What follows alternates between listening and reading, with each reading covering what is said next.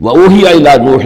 اور وحی کر دیا گیا نوح کی جانب، أَنَّهُ لَن يُؤْمِنَ مِن قَوْمِكَ إِلَّا مَن قَدْ آمَنَ، اب کوئی اور شخص ایمان نہیں لائے گا تمہاری قوم میں سے سوائے ان کے جو ایمان لا چکے ہیں۔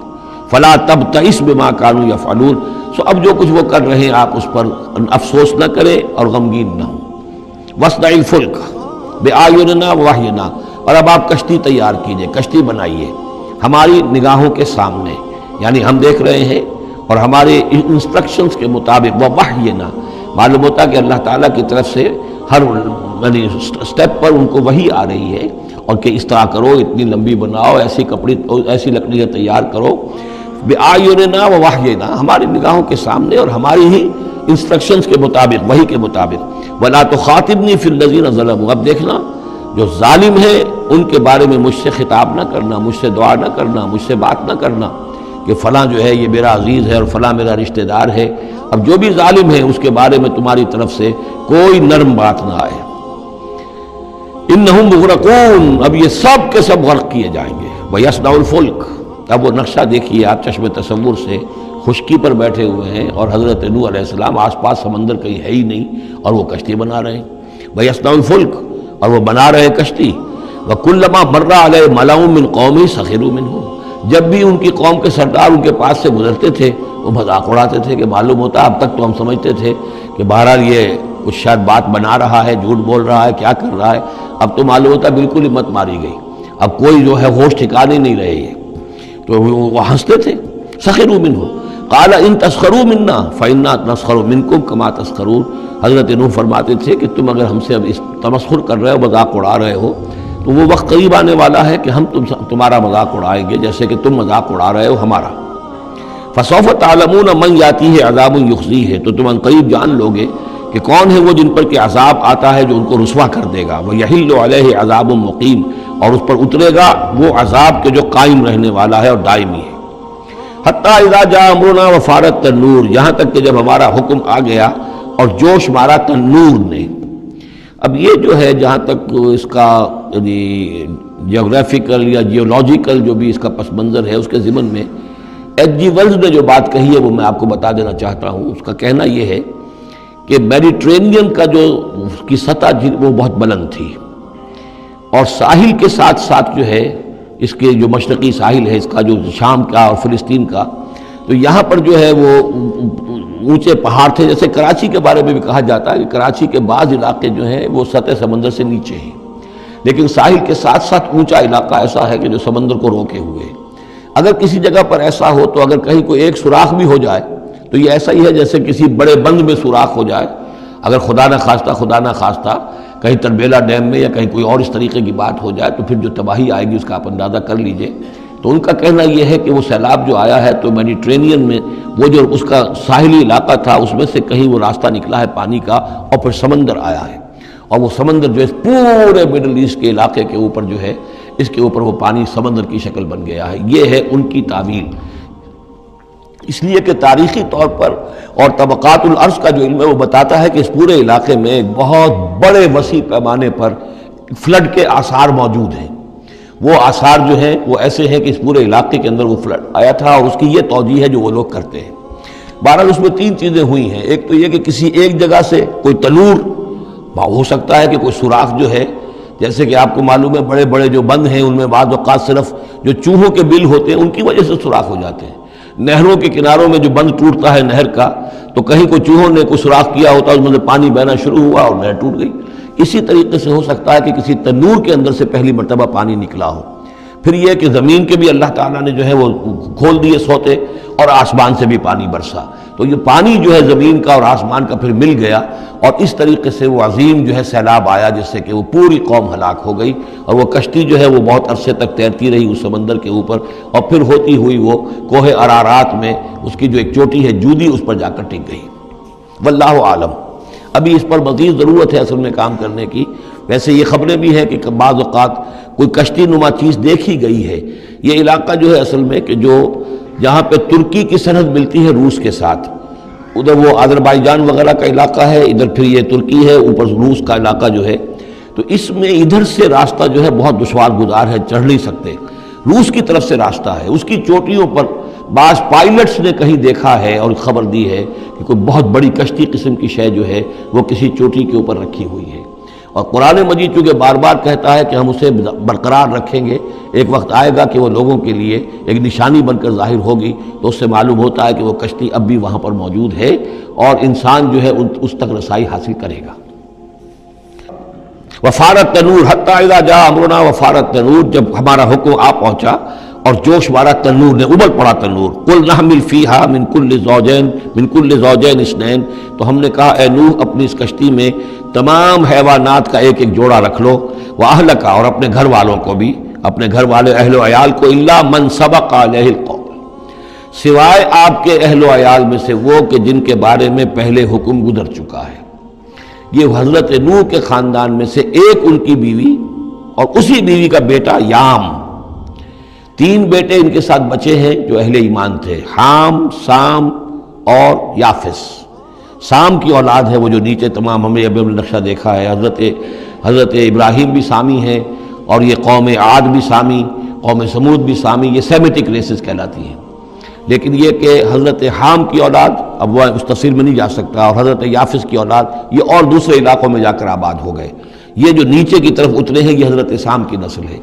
چوتھا بیٹا ان کا تھا یام، یا اس کا ایک خطاب اور بھی تھا کنعان، اور اس کی جو ماں تھی، تو یہ مشرک تھے اور یہ اہل ایمان کے ساتھ شریک نہیں تھے، لہذا یہ کشتی میں شامل نہیں ہوئے۔ تو آپ اب رکھ لیجئے، سوال کرا لیجئے اپنی کشتی میں من کل زوجین اثنین، ہر نوع کا ایک ایک جوڑا تمام حیوانات میں سے، واہلک، اور اپنے گھر والوں کو، الا من سبق علیہ القول، مگر سوائے اس کے کہ جن کے اوپر پہلے سے حکم ہو چکا ہے، ومن آمن، اور باقی جتنے بھی اہل ایمان آپ کے ہیں ان سب کو بھی سوار کر لیجئے، وما آمن معہ الا قلیل، اور نہیں ایمان لائے تھے ان کے ساتھ مگر بہت ہی کم، نہ ہونے کے برابر۔ قلیل جو ہے انگریزی میں اے لٹل اور دی لٹل، ان دونوں میں جو فرق ہے، یہاں قلیل جو ہے دی لٹل کے معنی میں آیا ہے کہ بالکل نہ ہونے کے برابر۔ وقال ارکبوا فیہا بسم اللہ مجریہا ومرساہا، اور حضرت نوح نے فرمایا اب سوار ہو جاؤ اس میں، اللہ کے نام کے ساتھ ہی ہے اس کا چلنا بھی اور اس کا لنگر انداز ہونا بھی، اللہ ہی اس کو چلائے گا بھی جب تک یہ پانی میں تیرتی رہے گی، اور اللہ ہی کے حکم سے یہ لنگر انداز ہوگی جہاں بھی اللہ کی مشیت ہوگی کہ یہ لنگر انداز ہو جائے۔ ان ربی لغفور الرحیم، یقین میرا رب غفور الرحیم ہے۔ وہی تجری بہم فی موج کالجبال، اب وہ کشتی چل رہی تھی ان کو لے کر موجوں میں، اور موجیں پہاڑ جیسی موجیں۔ ونادى نوح ابنہ، اور نوح نے پکارا اپنے بیٹے کو، اسی کو یام کو یا کنعان کو، وکان فی معزل، اور وہ ایک کنارے کی طرف تھا، یا بنی ارکب معنا، اے میرے بیٹے آؤ ہمارے ساتھ شریک ہو جاؤ، ولا تکن مع الکافرین، اور کافروں کا ساتھ نہ دو، کافروں کے ساتھ نہ رہو بلکہ ہماری کشتی میں آ جاؤ۔ قال سآوی الی جبل یعصمنی من الماء، اس نے کہا نہیں میں ابھی اس پہاڑ کے اوپر چڑھ جاؤں گا، میں وہاں پہنچ جاؤں گا، وہ مجھے پانی سے بچا لے گا۔ قال لا عاصم اليوم من امر اللہ الا من رحم، حضرت نوح نے فرمایا نہیں، آج کے دن کوئی شے بچانے والی نہیں ہے اللہ کے امر سے سوائے اس کے جس پر اللہ ہی رحم فرما دے۔ وحال بینہم الموج، اور اسی گفتگو کے دوران ایک بڑی سی موج حائل ہوئی ان کے مابین، فکان من المغرقین، اور وہ بیٹا جو ہے ان کی نگاہوں کے سامنے غرق ہو گیا۔ وقیل یا ارض ابلعی ماءک، اور کہہ دیا گیا اے زمین اپنے پانی کو نگل جا، واپس پانی زمین کے اندر جذب ہو جائے۔ کتنا وقت لگا ہوگا یہ اللہ بہتر جانتا ہے، لیکن یہ آخر کار جو شکل بنی ہے کہ زمین کے اندر پانی جذب ہو گیا جو زمین سے آیا تھا۔ وَيَا سَمَاءُ أَقْلِعِي، اور اے آسمان تو بھی اب تھم جا، جو بھی بارش آنی تھی، جو اس طوفان کے لیے، اس کو بھی اختتام کا حکم ہو گیا۔ وَغِيضَ الْمَاءُ، اور پانی سکھا دیا گیا۔ وَقُضِيَ الْأَمْرُ، اور فیصلہ چکا دیا گیا۔ وَاسْتَوَتْ عَلَى الْجُودِي، اور وہ کشتی جو ہے جودی پہاڑ کے اوپر جا کر رک گئی۔ وَقِيلَ بُعْدًا لِلْقَوْمِ الظَّالِمِينَ، اور کہہ دیا گیا ہلاکت اور دوری ہے اس قوم کے لیے کہ جو ظالم تھی، یعنی اب اس کا نسیہ منسیہ ہو گئی، اب اس کا نام و نشان موجود نہ رہا۔ وَنَادَى نُوحٌ رَبَّهُ، اور پکارا نوح نے اپنے رب کو، فَقَالَ رَبِّ إِنَّ ابْنِي مِنْ أَهْلِي، انہوں نے کہا پروردگار میرا بیٹا میرے اہل میں سے تھا،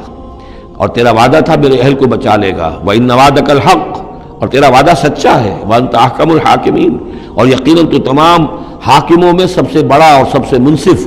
اور سب سے عادل حاکم ہے۔ قال یا نوح انہ لیس من اہلک، انہوں نے اللہ نے جواب دیا، اے نوح وہ تمہارے اہل میں سے نہیں ہے، انہ عمل غیر صالح، اس کے اعمال، اس کا کردار، اس کے عقائد، اس کے نظریات غیر صالح ہیں۔ فلا تسألن ما لیس لک بہ علم، تو اب مجھ سے ان چیزوں کے بارے میں سوال نہ کرو جس کے لیے تمہارے پاس کوئی علم نہیں ہے۔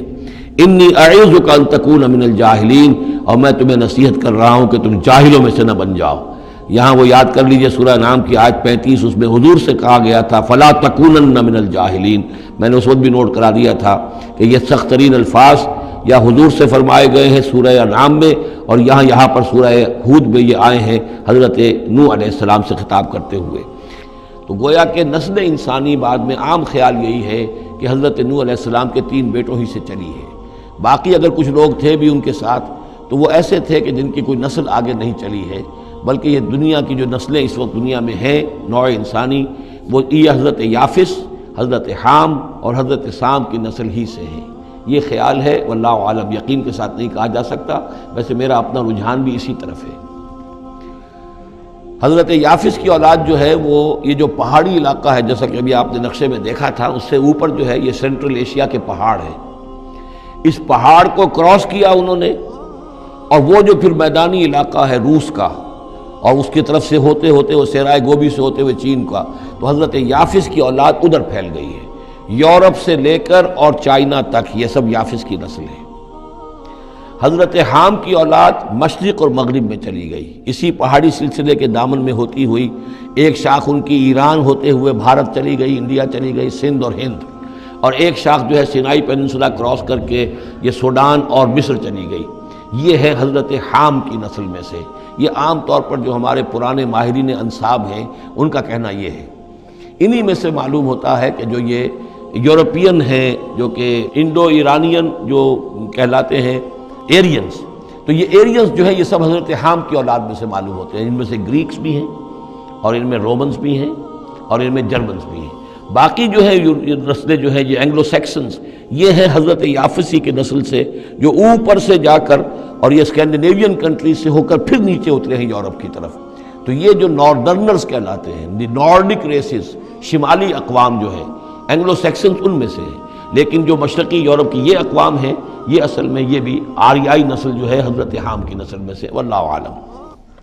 سبحان اللہ عدد ما خلق فی الارض، سبحان اللہ عدد ما بین ذلك۔